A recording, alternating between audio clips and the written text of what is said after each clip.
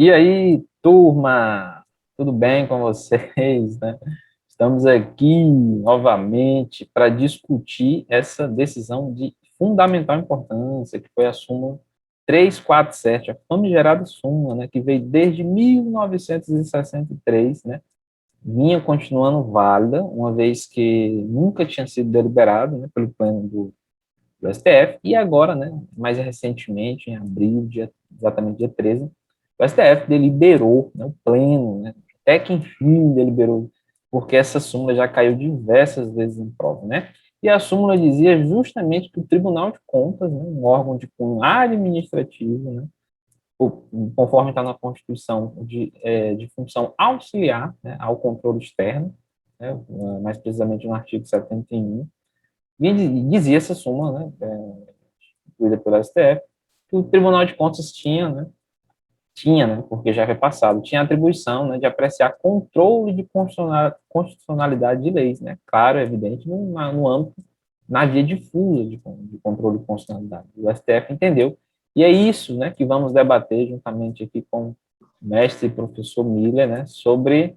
essa súmula, né, essa famigerada súmula que agora está superada. Podemos usar até sinônimo, né, que é o qual eu gosto de cobrar, advogada, ou overruling, né, é interessante saber desses conceitos também. Então, uma palavra, o Miller, só para abordar um pouco do contexto histórico. Tudo bem, professor? Satisfação a todos, mais uma vez nós aqui abordando os temas jurídicos, os mais temas para os concursos vindouros, né? E um tema que, como o nobre professor Jefferson já abordou, ele caía bastante, e agora com essa pacificação do tribunal, agora que vai ser amplamente divulgado, né? Igual às súmulas, né? Súmulas que estão válidas, embora essa esteja válida, mas já foi superada. Superação, além da legislativa, ocorre também com as súmulas. Para entendermos essas súmulas, pontualmente, vou falar sobre a natureza jurídica do Tribunal de Contas.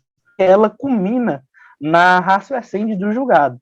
Então, muitos doutrinadores dizem que o Tribunal de Contas da União, eles defendem isso, eles têm função jurisdicional, simplesmente porque no artigo o inciso 1, Jefferson, o professor Jefferson tem a função julgar.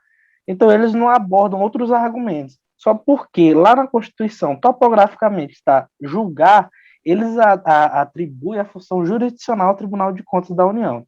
Parcela major da doutrina, entendimento, que é o que nós estamos acostumados hoje, que cai diariamente no de concurso, que é a função administrativa de controle do Tribunal de Contas da União.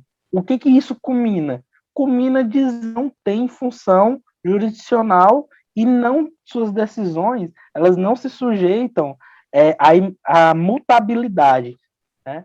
Então, elas se sujeitam a um controle jurisdicional. É exatamente isso, Billy. Inclusive, eu preparei um slide aqui só para reproduzir a súmula. Eu acho que é importante compartilhar para as pessoas verem aqui, os alunos, candidatos potenciais ao concurso. Você consegue ver aí, né? Ó, como dizia a súmula, né, o Tribunal de Contas, exerce suas atribuições, pode apreciar a constitucionalidade das leis, né, e dos atos do poder público. Certamente vai cobrar nessa redação literal, principalmente a CESP, né, vai dizer que pode, e evidentemente que hoje está errado, né. Então, assim, só para explicar um pouco também do como surgiu isso, essa súmula, como eu já expliquei no início, desde 1963 ela tinha sido editada, né, pelo STF, e em 2018, né, o próprio ministro Alexandre de Moraes já tinha dado uma liminar em mandado de segurança, né, que os mesmos representantes, né, ajuizaram na época, impetraram na época, melhor dizendo, para nesse quesito. Eu acho assim, até de suma importância a gente sempre focar, né, no leading case, né, que é o que eu geralmente eu fixo assim com bastante facilidade. Então, o caso aqui concreto, né, dessa decisão agora recente, foi do bônus de eficiência pago aos auditores ou aos analistas tributários da Receita Federal. Eles questionaram que se os inativos, né, foi editada uma lei, né, eliminando os inativos de receber esse bônus, uma vez que sobre ele não incidia contribuição previdenciária. Então, assim, surgiu nesse contexto, o Alexandre de Moraes, em 2018, deu a liminar, dizendo que a lei era inconstitucional, porque o Tribunal de Contas havia decidido, havia afastado, como eu já disse, na via difusa, né, analisando o controle, com base nessa súmula super antiga, havia afastado a redação literal da lei, dizendo que era inconstitucional, ou seja, decidiu um controle de constitucionalidade.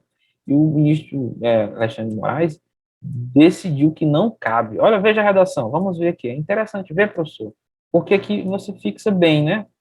Olha como o Sim, ministro Alexandre de perfeitamente. Moraes diz. É inconcebível, portanto, a hipótese do Tribunal de Contas da União, órgão sem qualquer função jurisdicional, como você acabou de dizer, permanecer a exercer controle difuso de constitucionalidade nos julgamentos dos processos, sob o pretenso argumento de que ele seja permitido em virtude da súmula 347, editado em tal ano, como já disse. Então, ele decidiu nesse formato de decisão monocrática. Né?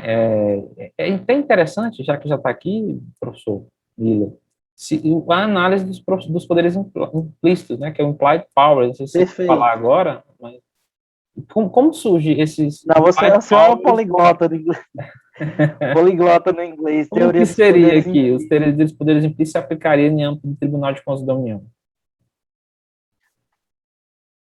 Pode. Rapidamente, professor, só recapitulando, esse controle de constitucionalidade, ela está intrinsecamente ligada ao nosso sistema. Lá no começo da Constituição, temos o artigo 505. Lá diz que nossa jurisdição ela é una. Então, o que isso implica dizer? Implica dizer que a palavra final é do Poder Judiciário. Então, nessa essência, o ministro Alexandre de Moraes decidiu. Se é do Poder Judiciário, então o STF tem a função, principalmente, de exercer o controle concentracionalidade das leis. Então, o nosso sistema de jurisdição una, o sistema inglês, né? E, diferentemente do sistema francês, que é o de jurisdição dual, que tem uma função ordinária e uma função administrativa. Bem, superado essas breves explicações, como o senhor mesmo estava falando, né, dos implied powers, né, as teorias dos poderes implícitos, ela basicamente ela não serve só para o TCU, ela não serve só de fundamentação para delimitarmos qual é a função do, mas sim de todos os órgãos de investigação e de controle, o Código Público de Contas, o Ministério Público Estadual, né, que diz o quê? Basicamente o seguinte: se é um órgão, uma atribuição, uma competência tem um fim, tem uma finalidade, por que não delimitar instrumentos para ela? Né? Então, essa é a essência. A atividade fim, mas eu tenho que ter o caminho, os meios de exercer isso. Posso citar como exemplo as medidas cautelares do TCU quando ele vislumbra algum risco de levar ao erário, né? Então, ele não pode apenas julgar se ele não tiver como impedir a continuação dessa lesão. Então, obviamente, é essa a teoria dos poderes implícitos. E no caso, já que já está na tela aqui, a teoria dos poderes neutrais é um tema até interessante para discursiva, né, de segunda fase, é um clássico, né, a gente Exato. cabe até lembrar do professor, né, o mestre Clécio Alves, e sempre em suas aulas, Alves, né? ele fala, né, sobre a teoria dos poderes neutrais, geralmente os alunos ficam meio perdidos. Como seria a teoria dos poderes neutrais e aplicaria em âmbito de tribunal de contas, A professor? teoria dos poderes neutrais, né? Relembrando o mestre Clécio Alves, que falava isso na sala de aula e endossado, né? Pelo professor, o eminente professor Alexandre Santos de Aragão, ela quer dizer basicamente o seguinte: a essência do órgão de controle, é o órgão de controle propriamente dito. O que quer dizer isso? Há um descolamento do órgão de controle com a função política. Isso se traduz na independência que é do Tribunal de Contas da União. São órgãos independentes, então facilita uma maior tutela da coletividade com maior essência, com maior realidade, né? Embora eu acho o nome poderes neutrais, né, neutro, ele não é propriamente neutro, o Tribunal de Contas. Ele é um órgão imparcial, descolado da conjuntura política e tem uma autonomia maior para tutelar os bens civis. Isso também serve para o Ministério Público de Contas, né? Das mais diversas ordens, a tutela, seja numa política pública, seja julgando propriamente as contas dos administradores. Né? Interessante, que eu lembrei aqui, mestre Miro, até fora do script, da teoria da captura, né, que é justamente ela se aplica a teoria desses órgãos, né, tendo em vista os poderes neutrais, porque há esse distanciamento, né, do círculo político, do círculo, né, de hierarquia, né, então, assim, ela, quando incide a captura, né, principalmente vamos posicionar a agência reguladora, já fazendo uma construção até maior, o órgão, ele é instituído, dado essa competência para ele, legislativa até de editar atos regulamentares, e independência para evitar que seja capturado, né, por setores, né, propriamente de econômicos, né, forte econômico, principalmente aqui no Brasil. Bom tocar nesse ponto. Muito bom tocar nesse ponto, professor, porque a nova lei das agências reguladoras, ela tem um artigo específico, salvo melhor juízo, o artigo 22, posso confirmar posteriormente, mas que ela tem um artigo unicamente para tratar das prestações de contas. Quem é que as agências reguladoras federais, elas prestam contas a quem? Ao Congresso Nacional, diretamente com o Tribunal de Contas da União. Tá, agora está expresso, né, na nova lei de agências reguladoras. Exatamente. Agora, só frisando, professor, então a decisão, para você levar para a prova, aluno, turma, quem se interessar nessa aqui, esse tema aqui, certeza, vai cair na prova. O que tem que ser frisado nesse tema é o que o Alexandre de Moraes disse nesses termos aqui, né, que o Tribunal de Contas, ao exercer controle de constitucionalidade, repita, já foi afastado, está superado, houve ruling, né, haveria um triplo desrespeito à Constituição, né? E quais seriam esse triplo desrespeito à Constituição? Acho que isso você tem que levar para a prova, porque isso é o que vai cair, você tem que redigir, tem que saber. Primeiro, desrespeito à função jurisdicional, né? Não cabe ao Tribunal de Contas, uma vez que as competências estão lá no artigo 71 da Constituição, não há função jurisdicional prevista pelo legislador na Constituição de 1988, né, que é a que vigora. O outro desrespeito, que é o segundo, usurpação de competência, né, que o ministro Alexandre de Moraes citou, no controle de constitucionalidade na via difusa, é claro, né, ele disse mais, uma vez havendo afastar essa norma, né, o TCU afastando, caso pudesse, né, ele estaria, de certa forma, abrindo margem, né, ou melhor, no popular dizendo, abrindo brecha, para que fosse, de certa forma, esse afastamento pudesse se aplicar aos outros órgãos, ou seja, causando um efeito erga omnes. É por isso que ele citou no seu julgado o desrespeito à usurpação de competência de função exclusiva do Supremo Tribunal Federal, que tem essa competência de dar o efeito erga omnes, né? E o terceiro, né, desrespeito que o ministro elencou, foi que o Poder Legislativo não previu, né, dentro do rol de suas competências. Então, assim, haveria também um ferimento frontal, né, as funções do Poder Legislativo, uma vez que o legislador não esculpiu nesse contexto. Então, nesses três aspectos, né, você tem que saber, esses três que eu já citei. E puxando também, né, estamos discutindo o controle de constitucionalidade da súmula em relação ao afastamento ou não, que foi pacificado. Importante o aluno lembrar também do artigo 71, parágrafo 1º da Constituição. Lá, quando o TCU susta atos, né, do Poder Executivo, por exemplo, que não cumpriu com as medidas determinadas, a competência do TCU é para sustar administrativos, diretamente. A sustação de contratos administrativos cabe ao Congresso Nacional, diretamente ao Congresso Nacional, e ele vai, então, comunica ao Poder Executivo para tomar as medidas cabíveis. Então, veja que são temas linkados. Nós estamos discutindo o controle de constitucionalidade das leis e, automaticamente, isso rememora lá na sustação de contratos e atos administrativos pelo Tribunal de Contas da União. Muito bom. Tem até um mnemônio, né, muito conhecido, né, que não custa nada lembrar novamente. Sustar ato é o Tribunal de Contas. Sustar contrato, com C, sustar contrato é o Congresso. Por exemplo, para quem o bizudo é muito bem, já é conhecido até de antigo. Adoro esses Mestre Miller, e nesse caso, a gente tem até preparou aqui duas questões, né, para explicar como que é abordado nas provas. Eu vou compartilhar novamente minha tela para vocês verem a questão aqui. Só um minuto. Vamos lá. Ó, essa aqui caiu em 2018, né, para auditor, conselheiro substituto, né? Vamos começar aqui. O controle é certo e errado, vamos julgar assim, né, para ter um aprendizado melhor. O controle de constitucionalidade realizado, considerando que é de 2018, viu, gente? Já a gente faz a observação. O controle de constitucionalidade realizado pelos Cortes de Contas compreende tão só o plano de eficácia da norma, porque o de validade é exclusivo do Poder Judiciário, né? Olha, essa aqui tá linda, né? Perfeita, marcaria verdadeira. Vamos saber. A competência dos tribunais de contas para a realização da análise comparativa de ato administrativo frente à lei, inclusive a lei suprema, foi instituída, né, pela Constituição Federal de 88, assim como as anteriores, de forma que a súmula não mais se aplica. Essa aqui também, né, nesse contexto aqui, em 2018 estaria errada, né, porque a 347 estava ativa, mas hoje eu não vejo erro algum nessa questão. Vamos para a letra C. Os tribunais de contas compete declarar a declaração de inconstitucionalidade da lei. Competência é essa que não pode ficar restrita ao órgão, isso está claramente errado, né? O Tribunal de Contas tem o poder e dever de negar cumprimento às leis inconstitucionais, fazendo um amplo controle de constitucionalidade de pedido de um plano. Jamais, aqui é o Supremo, viu, gente? Diante do descumprimento de norma pelo administrador, o Tribunal de Contas não poderia julgar regulares as contas. Né? Falso, né? O Tribunal de Contas, uma das competências lá do artigo 71 é julgar contas dos administradores, julgar e apreciar, é o que diz lá.